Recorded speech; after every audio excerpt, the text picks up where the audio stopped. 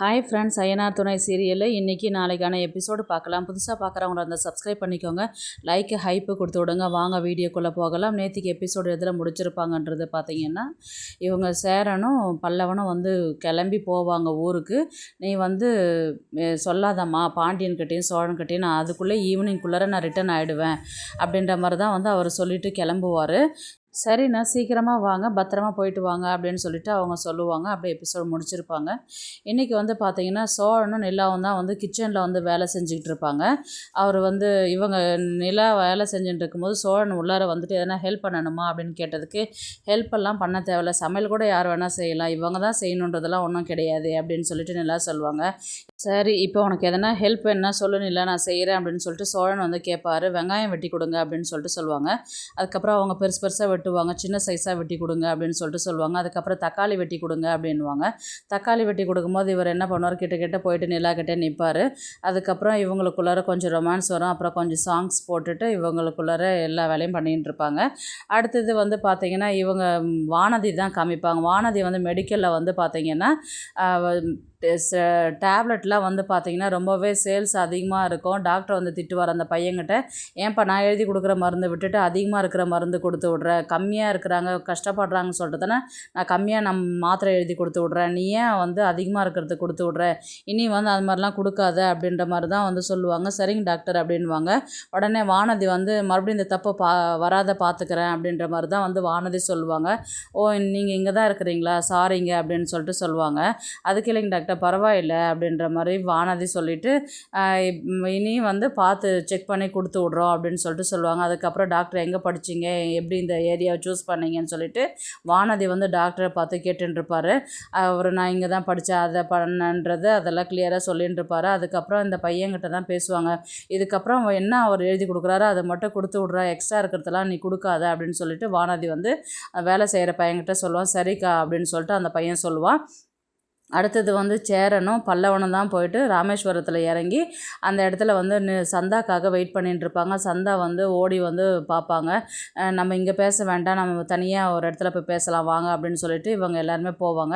அதுக்கப்புறம் பல்லவன் வந்து சரி நீங்கள் பேசிட்டு வாங்க, யாருன்னா வந்தானா நான் சிக்னல் கொடுக்குறேன்னு சொல்லிட்டு இவர் அங்கே போய் நின்றுட்டுருப்பார். உடனே சேரன் வந்து என்ன சொல்லுவார்னா, ரொம்ப தூரம் போயிடாதடா, கிட்டே நில்லுடா அப்படின்னு சொல்லிட்டு சொல்லுவாங்க. உடனே இவங்க 2 பேரும் தான் பேச ஆரம்பிப்பாங்க. எப்படி இருக்கிறீங்க, என்ன பண்ணுறீங்க அப்படின்ட்டு சொல்லும்போது சேரன் சொல்வார், இத்தனை நாளாக உன்னை பார்க்காத ரொம்ப கஷ்டமாக இருந்துச்சுப்பா, உன்னை பார்க்கும் போது தான் மனசுக்கு அவ்வளோ சந்தோஷமாக இருக்குது, எப்போவுமே என் கூடவே இருந்தணும்னு நினைக்கிறேன் நான் அப்படின்ற மாதிரி தான் வந்து அவர் சொல்லுவார். அடுத்த செகண்டு எனக்கும் தான் அப்படி இருக்குது அப்படின்னு சொல்லிட்டு அவங்க தோல் மேலே சாஞ்சிக்குவாங்க. இருந்தாலும் எனக்கு கொஞ்சம் பயமாக இருக்குது, வீட்டில் வந்து எப்போ பார்த்தாலும் எங்கள் மாமாவுக்கு கல்யாணம் பண்ணி கொடுக்கணுன்னு தான் பேசிகிட்டு இருக்கிறாங்க, அவருக்கு காலம் சரியாயிடுச்சு, இப்போ என்ன பண்ணுறதுன்னு தெரியல, ஆனால் உங்கள் அப்பா வந்து சொன்னார்ல எனக்கு 6 மாதம் டைம் கொடுத்துருக்குறாருல, நான் பணம் கொடுக்குறேன்னு சொல்லிட்டு சொல்லியிருக்கிறேன்ல, அவங்க அப்படி சும்மா அவங்கள சொல்லி அங்கேருந்து கிளம்புறதுக்கு தான் அவங்கள வழி பண்ணாங்க, ஆனால் அவங்க வந்து எங்கள் மாமாவுக்கு தான் என்னை கல்யாணம் பண்ணி கொடுக்கணுன்றது தான் அவங்க விருப்பப்படுறாங்க, அதை பற்றி தான் எப்போ பார்த்தாலும் பேசிக்கிட்டு இருக்கிறாங்க, இப்போ கூட பரிகாரத்துக்கு தான் வந்திருக்கிறாங்க அப்படின்ற மாதிரி தான் வந்து இவங்க சந்தா வந்து சொல்லுவாங்க. சேரன்கிட்ட நீ எதுக்கும் கவலைப்படாதப்பா, நான் கண்டிப்பாக உன்னை விட்டுட்டு போக மாட்டேன் நான் அப்படின்னு சொல்லிட்டு சேரன் வந்து சொல்லுவார். இருந்தாலும் எனக்கு கொஞ்சம் பயமாக இருக்குது, எங்கள் மாமாவுக்கு என்னை கல்யாணம் பண்ணி வச்சுருவாங்களோன்னு சொல்லிட்டு சந்தா வந்து மறுபடியும் தோல் மேலே சாஞ்சிக்கிட்டு அழுவாங்க.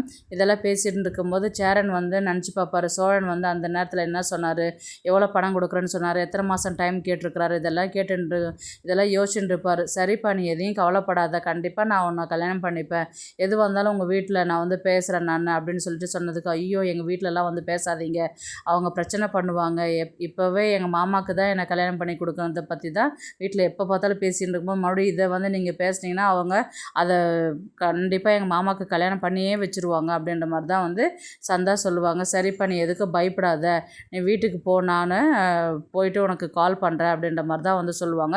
இதை பேசிக்கிட்டே இருக்கும்போது வந்து சந்தாவை காணோம் ரொம்ப நேரமா அப்படின்னு சொல்லிட்டு அவங்க அப்பா தேடிக்கிட்டு வருவார். பல்லவனை வந்து வேறு சைடில் நின்றுன்றதுனால பல்லவனை வந்து அவங்க அப்பா வரதை வந்து இவர் பல்லவன் வந்து கவனிக்க மாட்டார். உடனே சந்தாவும் சேரனும் பேசுறது பார்த்து, சந்தா ஏன் இங்கே உக்காந்துக்கிற அப்படின்னு சொல்லிட்டு கேட்கும்போது அப்புறம் சந்தாவும் சேரனும் எழுந்து வருவாங்க. நான் உனக்கு எத்தனை வாட்டி சொல்லியிருக்கிறேன் இவங்ககிட்ட பார்க்கக்கூடாது பேசக்கூடாதுன்னு சொல்லிட்டு, உனக்கு அறிவு இல்லையா அப்படின்னு சொல்லிட்டு அவங்கள இழுத்துன்னு போவாங்க. நீங்கள் தானே சொன்னீங்க இல்லையா 6 மாதம் டைம் கொடுத்துருக்குறீங்களே, நீங்கள் சொன்ன வாக்கை காப்பாற்றுவீங்கன்னு நான் நினைக்கிறேன் நான் அப்படின்னு சொல்லிட்டு சேரன் சொன்னதுக்கு உடனே சந்தா அப்பா என்ன சொல்வார்னா, அதெல்லாம் கிடையாது. நான் அன்னைக்கு நான் பொய் சொன்னேன். என் பொண்ணை வந்து எனக்கு கொடுக்க விருப்பம் கிடையாதுன்னு சொல்லிட்டு தான் அங்கே தான் பொண்ணை இழுத்துட்டு போவாங்க. உடனே வந்து சேரன் வந்து என்ன நினைப்பாருன்னா, ஏன் இந்த மாதிரிலாம் திரும்பவும் சந்தா அப்பா பின்னாடியே போயிட்டு நீங்கள் ஏன் இப்படி மாற்றி மாற்றி பேசிட்டு இருக்கிறீங்க, ஒரு வாக்கு கொடுத்தா அது செய்யணும் இல்லையா அப்படின்ற மாதிரி தான் வந்து சேரன் வந்து கேட்பாங்க. நீ யாருடா நான் உனக்கு கொடுக்கறதுக்கு, நீ ஏன் ஒன்றும் இல்லாத அன்னடாங்காச்சு நான் வந்து உனக்கு என் பொண்ணு தரணுமா, பணம் கொடுக்குறேன்னு சொல்கிற, பணமும் கொடுக்கல ஒன்றும் கொடுக்கல, எனக்கு உனக்கு பொண்ணு கொடுக்க விருப்பம் இல்லை அப்படின்ற மாதிரி தான் வந்து அவர் சொல்லிவிட்டு அங்கேருந்து கிளம்பிய பொண்ணை மறுபடியும் இழுத்துட்டு போவார். எனக்காக கொஞ்சம் பொறுத்துக்குங்க அப்படின்ற மாதிரி தான் இவர் திரும்பவும் போயிட்டு அவர்கிட்ட பேசுவார். என் மாப்பிள்ளைக்கு தெரிஞ்சால் பிரச்சனையாயிடும், அவர் இங்கே தான் இருக்கிறாரு, தயவுசெய்து நீ தூரம் போயிடு, எனக்கு அவர் தான் மாப்பிள்ளை நீ கிடையாது அப்படின்னு சொல்லிட்டு அங்கேருந்து கிளம்பி போவாங்க. என்ன பிரச்சனையா அப்படின்னு சொல்லிட்டு பல்லவன் வந்து பின்னாடி சேரன்கிட்ட வந்து நிற்பார். அதெல்லாம் ஒன்றும் இல்லைடா, நீ ஒரு நிமிஷம் இங்கே இரு, எங்கேயும் போயிடாத அப்படின்னு சொல்லிட்டு அவர் சொல்லுவார். அவங்க எங்கே கூட்டின்னு போகிறாங்கன்னு சொல்லிட்டு பின்னாடியே தேடிக்கிட்டு போகும்போது பார்த்திங்கன்னா, அந்த இடத்துல வந்து அவங்க சந்தாவுக்கு அவங்க மாமாவுக்கும் வந்து பார்த்திங்கன்னா பரிகாரம் பண்ணிட்டு இருக்கிற மாதிரி தான் வந்து உட்கார வச்சு செய்வாங்க. ஆனால் அவங்க முறையில் வந்து பார்த்திங்கன்னா அது கல்யாணம் பண்ணி வைக்கிற மாதிரி தான் இருக்கும்.